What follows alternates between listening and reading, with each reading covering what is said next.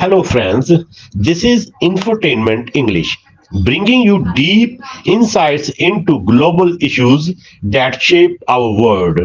Today's topic is birth of Islamic NATO. In the modern world of shifting alliances and global power struggles, a new idea is beginning to capture attention: the possible birth of an Islamic NATO. For decades, the Muslim world has faced wars, political instability, external interferences, and economic challenges. But recent developments, especially new defense cooperation between Saudi Arabia and Pakistan, have raised an important question. Is the Muslim world finally moving toward a unified military alliance similar to NATO? Could this be the first step toward the birth of an Islamic NATO? To answer this, we need to understand the historical context.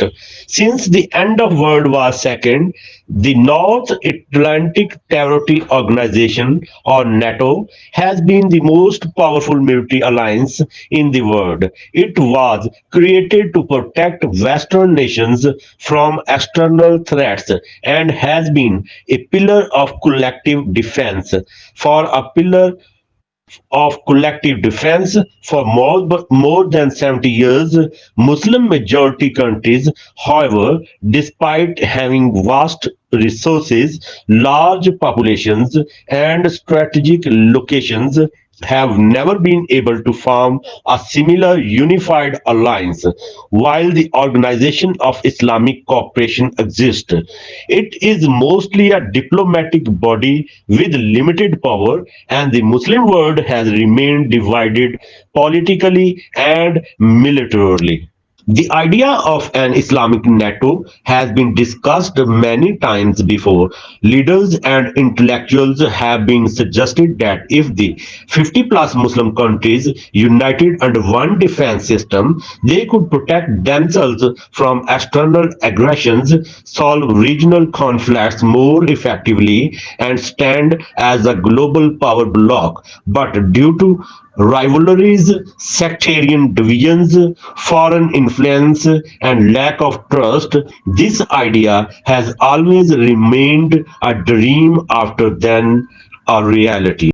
Now, however, the geopolitical landscape is changing. Saudi Arabia and Pakistan have recently strengthened their defense cooperation through new agreements.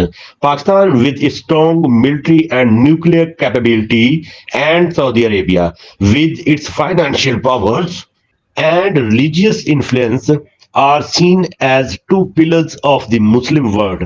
Their cooperation is being seen by many analysts as the potential seed of a larger military alliance.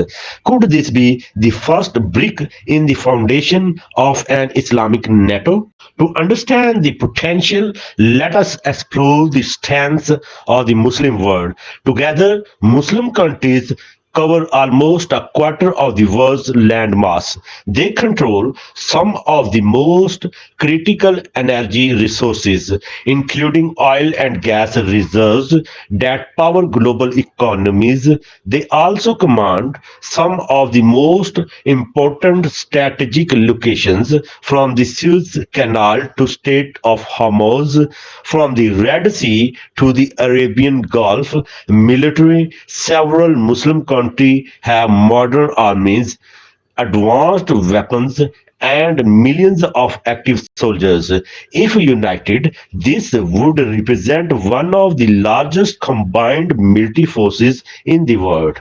But there are also challenges. The Muslim world is divided along sectarian, political, and regional lines. Conflicts between Sunni and Shia states, rivalries between Gulf countries, and instability in places like Syria, Iraq, and Yemen have weakened the idea of unity. Many Muslim countries are dependent on Western powers for security guarantees, and this dependency has been often stopped with from forming their own alliance. Furthermore, trust deficit between nations, whether between Turkey and some Arab states or between Iran and Saudi Arabia, has been major obstacles. Still, recent events are creating new opportunities. Saudi Arabia's efforts to diversify its foreign partnership, Pakistan's growing role as a mediator, and Turkey's independent foreign policy are shaping a new environment. At the same time, global power like the United States, Russia, and China are competing for influence in the Muslim world. This competition may push Muslim countries to finally consider a collective defense mechanism that protects their own interests rather than relying on outsiders. Now imagine for a moment what would an Islamic NATO look like.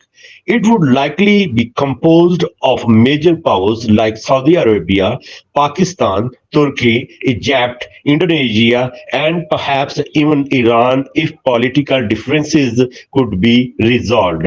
Smaller countries from Africa, Central Asia, and the Gulf would also join. This alliance would have the potential to deploy jointly military forces, share intelligence, conduct counter-terrorism operations, and protect Muslim populations under threat. It could also safeguard critical resources, sea routes, and borders.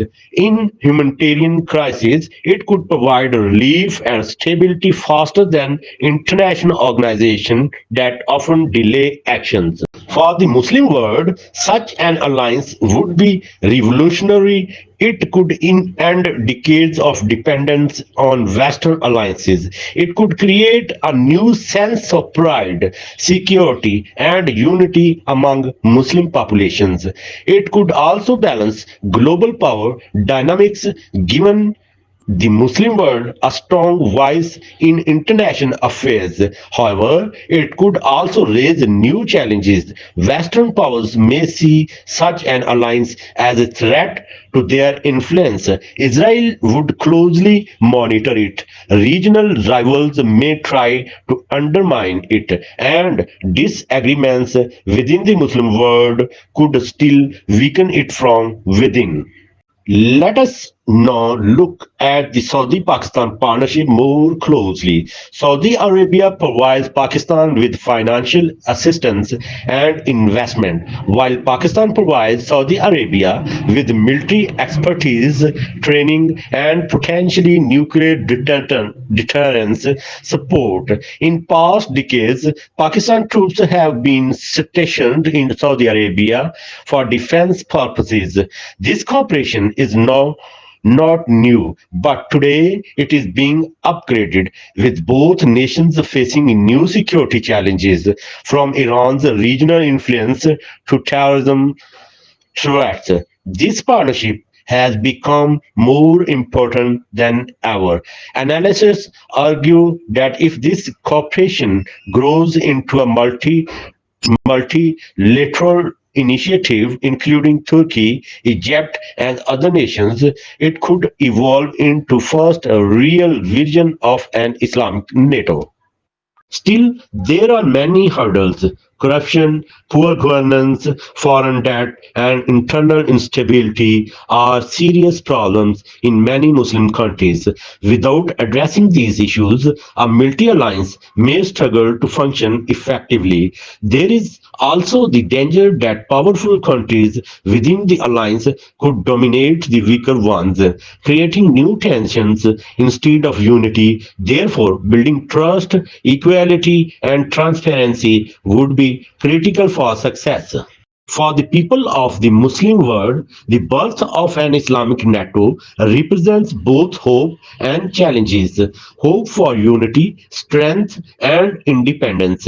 Challenge in the overcoming divisions, distrust, and external pressure. Whether this vision becomes a reality will depend on the choices of Muslim leaders make today. This was Infotainment English. Stay tuned for more deep dives into the most important stories shaping our world. Bye.